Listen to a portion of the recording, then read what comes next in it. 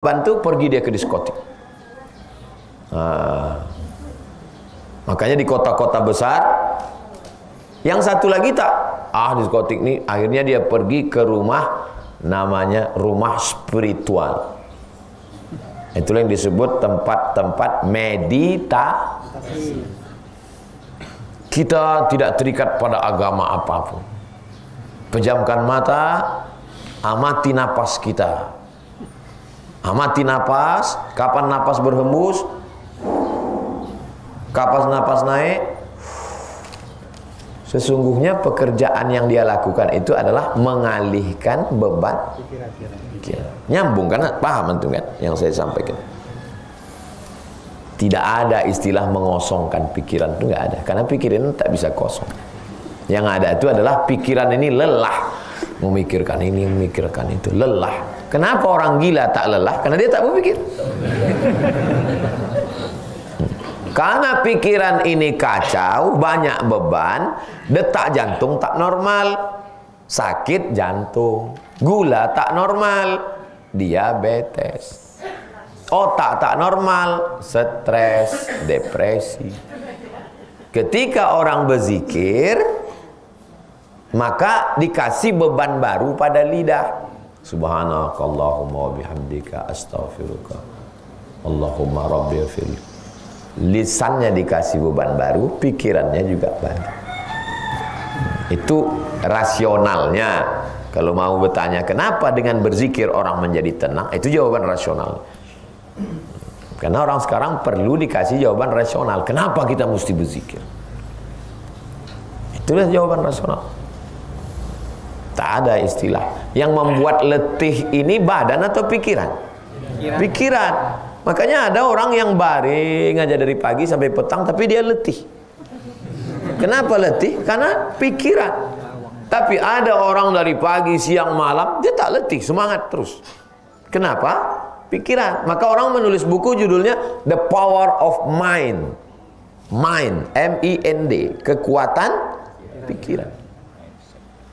Mindset, cara mengatur pikiran.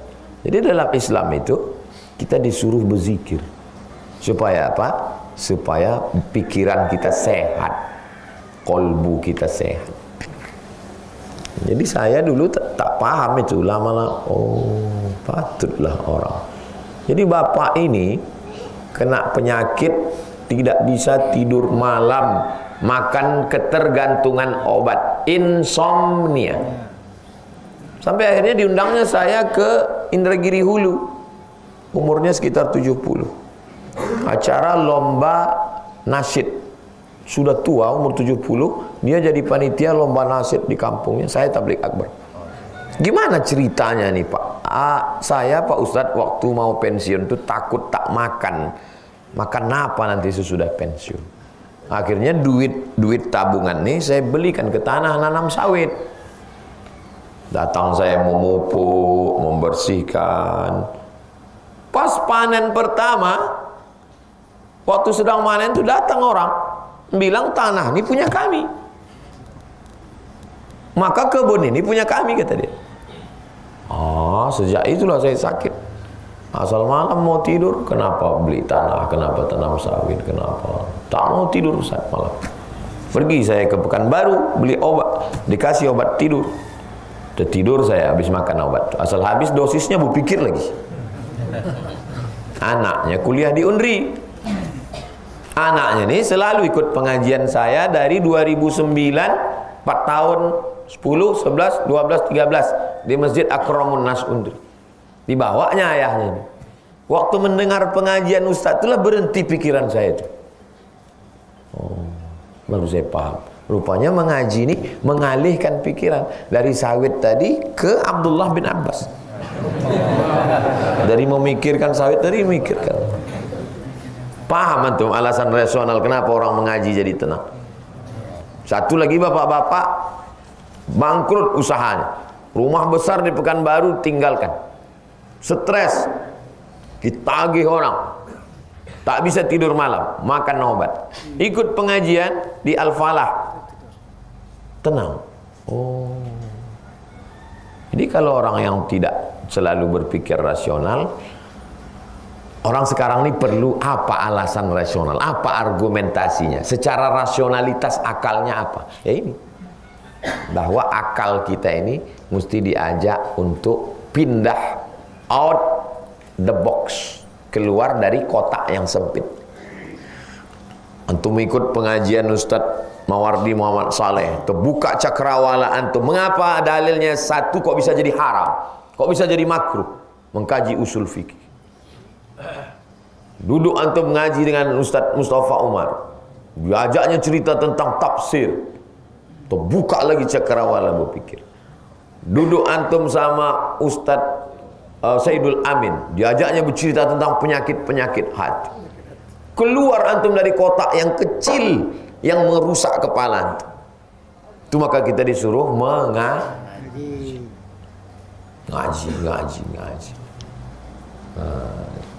Jadi kalau ada kawan tetangga stres depresi, bawa dia mengaji. Kalau mau bantu dia, kalau mau menyelamatkan dia. Kalau tidak, dia akan terus dengan stresnya nonton TV di rumah. Akhirnya dia mati dalam keadaan menonton TV, dan dibangkitkan pun nanti di padang mahsyar dalam keadaan karena yub'atsu kullu 'abdin 'ala ma mata 'alai. Orang akan dibangkitkan sesuai saat apa dia mati. Saya mau berdoa kalau bisa mati ini jangan sedang mengajar, sibuk jamaah. Sebagian sibuk mengangkat, sebagian lagi sibuk live. Kalau bisa mati di rumah habis sembahyang, macam almarhumah emak saya, habis tahajud malam, makan sahur, udah bersih, udah berwudu, mati. Pas macam doa dia. Aku tak ada anakku perempuan, tak ada anakku betino. Kalian tak tolak menjaga aku nanti. Kalau bisa aku mati tak pakai sakit-sakit. Kalau aku sakit, jangan kalian bawa ke rumah sakit, jangan kalian suntik, jangan kalian pasang alat-alat, biarkan di rumah. Pas macam yang dia minta. Aku ingin mati dalam keadaan bersih supaya orang tak susah memandikan jenazah aku. Pas macam yang dia minta. Habis tahajud, bersih, habis mandi, habis makan sahur, hari Senin sedang suci, meninggal. Oh, itulah yang paling indah mati.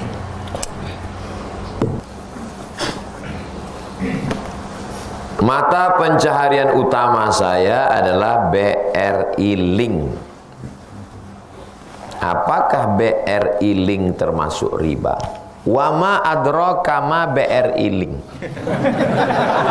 Apa BRI Link kok? Ada yang bisa menjelaskan apa BRI Link?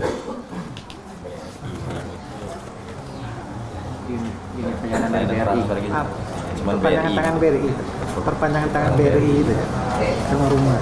Bank BRI membuat perpanjangan tangan, namanya BRI Link. Terus tugas BRI Link ini apa kerja dia? Kenapa dia mesti membuat satu unit jasa? Di desa-desa. Karena di kampung itu tidak ada bank. Maka dia bekerja sama dengan riba. Jadi kalau mau selamat, BRI Syariah yang sekarang sudah bergabung dengan BSI. Saya mau hijrah Pak Ustadz, BSI Link. Tinggal merubah R jadi S. Habis RS kan? A B C D F G H R S. Terus apa? BSI Link. Nah, itu caranya berhenti. Apakah kegiatan yang dilakukan seperti transfer? Man ra'a minkum mungkaran, siapa yang menengok kemungkaran, falyughayyirhu biyadihi, robah dengan tangan. Robah dengan tangan, robah jadi BSI Link. Bukan ikut di dalam. Udah tahu kemungkaran, ikut juga di dalam. Jangan ikut di dalam. Maunya pakai BSI, tapi biasanya di daerah belum ada. BSI ikut menanggung dosanya. Hai BSI, padahal kalian gabungan dari 3 bank. Bank Mandiri, BNI, BRI. Kenapa tak kalian sebarkan? Jadi kalau ada orang di kampung masih berdosa, itu gara-gara kalian BSI. Yang kalian anggap kalian udah selamat. Hati-hati kalian BSI.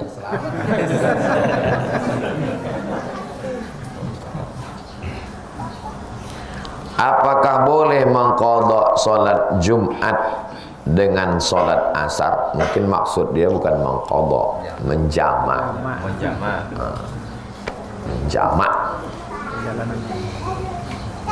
Menurut mazhab Hambali tak boleh menjamak salat Jumat dengan salat asar. Kenapa tak boleh?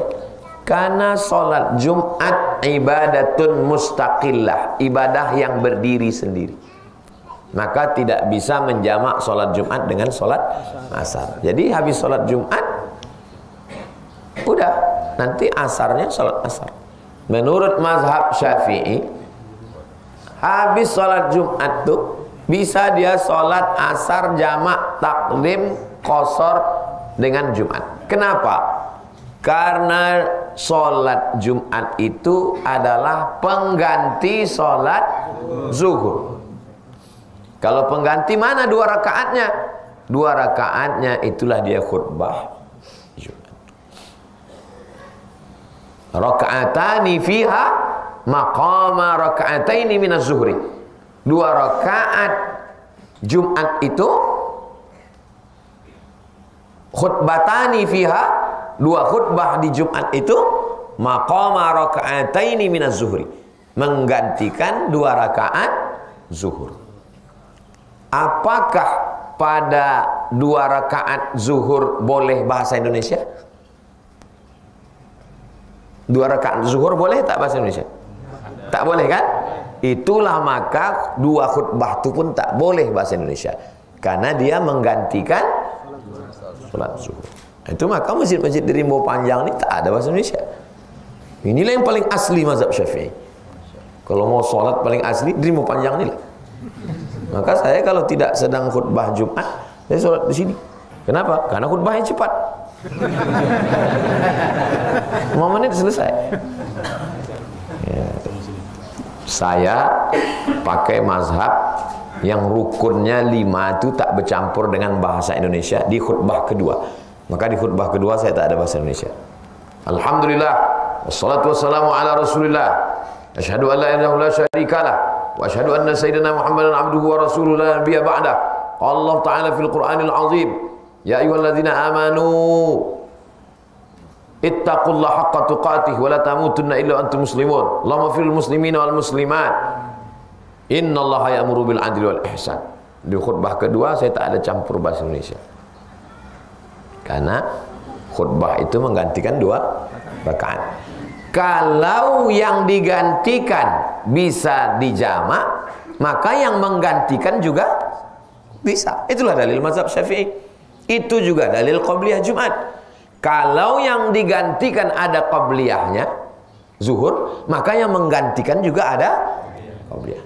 Jadi usulnya, dasarnya adalah apakah Jumat itu pengganti zuhur atau Jumat itu ibadah yang tersendiri.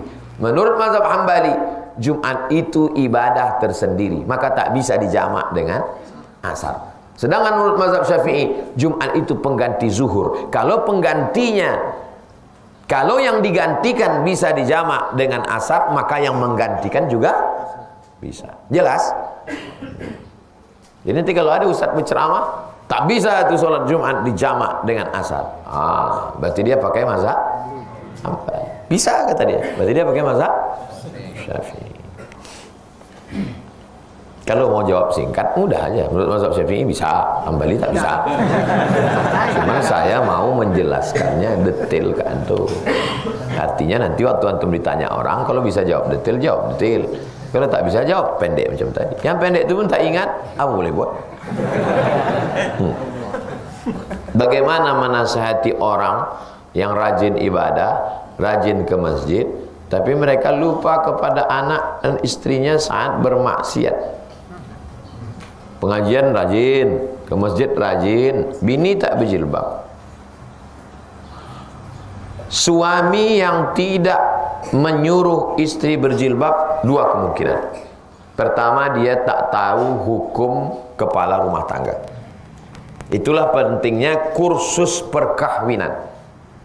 Buatkan nanti minta kursus pernikahan supaya laki-laki ini tahu tanggung jawab. Yang kedua, dia tahu tanggung jawab dia, tapi dia takut ke bininya. Takut ke bini ini tak ada obatnya. Kalau takut melawan Israel, itu bisa dimotivasi dengan ayat-ayat jihad. Ustadz, ini ada beberapa tentara mau ke Papua melawan OPM. Tolong Ustadz berikan motivasi. Saya duduk sama tentara. Kamu membela NKRI ini negeri berdarah-darah para syuhada mati syahid melawan Belanda. Maka kau membela ini, kalau mati kau mati syahid. Kalau kau mati syahid, kau mati sakratul maut kal qarsi, macam